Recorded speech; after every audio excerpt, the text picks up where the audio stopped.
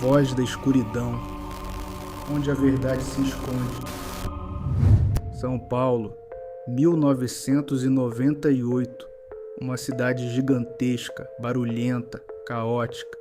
Milhões de pessoas passavam pelas ruas todos os dias, sem imaginar que um verdadeiro pesadelo estava acontecendo bem diante de seus olhos.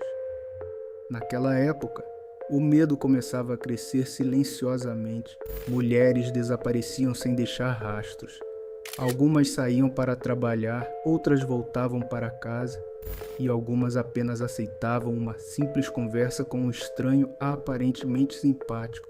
O homem responsável por esses crimes não parecia um assassino. Ele não tinha a aparência assustadora que as pessoas imaginam ao pensarem em um serial killer.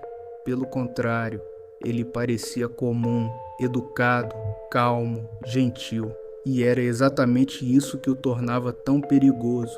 Seu nome era Francisco de Assis Pereira, mas o Brasil inteiro passaria a conhecê-lo por outro nome.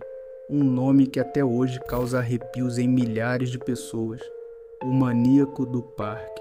Francisco costumava abordar mulheres nas ruas de São Paulo oferecendo falsas oportunidades. Ele dizia ser fotógrafo de revistas famosas e prometia ensaios fotográficos, dinheiro e sucesso. Muitas vítimas acreditavam nele, afinal, ele sabia conversar, sabia manipular, sabia exatamente como conquistar a confiança de alguém.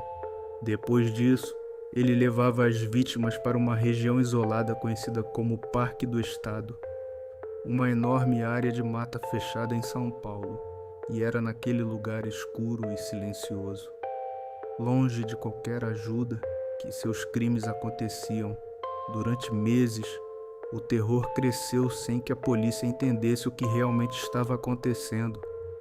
Corpos começaram a aparecer na mata, jovens mulheres, vítimas de uma brutalidade difícil até de imaginar. A cidade entrou em choque. Os jornais falavam do caso todos os dias, programas de televisão acompanhavam cada detalhe da investigação, e o medo tomou conta das ruas de São Paulo. Mulheres passaram a evitar sair sozinhas, famílias ficaram desesperadas. A polícia sofria pressão constante para encontrar o responsável pelos assassinatos antes que novas vítimas aparecessem. Mas enquanto o Brasil procurava um monstro, Francisco continuava vivendo normalmente, caminhando pelas ruas, observando pessoas, escolhendo novas vítimas. Ele escondia uma personalidade perturbadora por trás de um rosto aparentemente comum, e quanto mais a investigação avançava, mais chocantes ficavam os detalhes descobertos pela polícia. O caso do Maníaco do Parque rapidamente se tornou um dos crimes mais assustadores da história brasileira, um caso marcado por manipulação, violência e medo. Depois de meses de medo tomando conta das ruas de São Paulo, a polícia finalmente estava perto de encontrar o homem responsável por uma sequência de crimes que chocaria o Brasil inteiro. Em agosto de 1998, depois de uma enorme caçada policial, Francisco foi finalmente capturado. A notícia explodiu nos jornais, nas televisões e rapidamente se espalhou por todo o Brasil. Em 2002, Francisco foi condenado por vários assassinatos e outros crimes brutais. A soma das penas ultrapassava centenas de anos de prisão, mas existe um detalhe que continua causando revolta até hoje. Mesmo condenado a penas gigantescas, as leis brasileiras possuem um limite máximo de tempo que uma pessoa pode permanecer presa.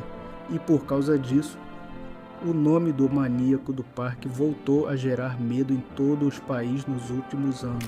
Isso porque existem discussões sobre a possibilidade de benefícios legais e até mesmo uma possível liberdade nos próximos anos. Algo que muitas pessoas relacionam ao período próximo de 2028. A simples ideia de imaginar um dos serial killers mais perigosos do Brasil novamente em liberdade assusta milhares de pessoas. Nas redes sociais, muitas pessoas afirmam que alguém responsável por crimes tão cruéis jamais deveria sair da prisão. Outras discutem as limitações da lei brasileira e questionam se o sistema realmente consegue proteger a sociedade. O caso do maníaco do parque entrou para a história como um dos capítulos mais sombrios da história criminal brasileira, porque às vezes os monstros não aparecem em filmes de terror.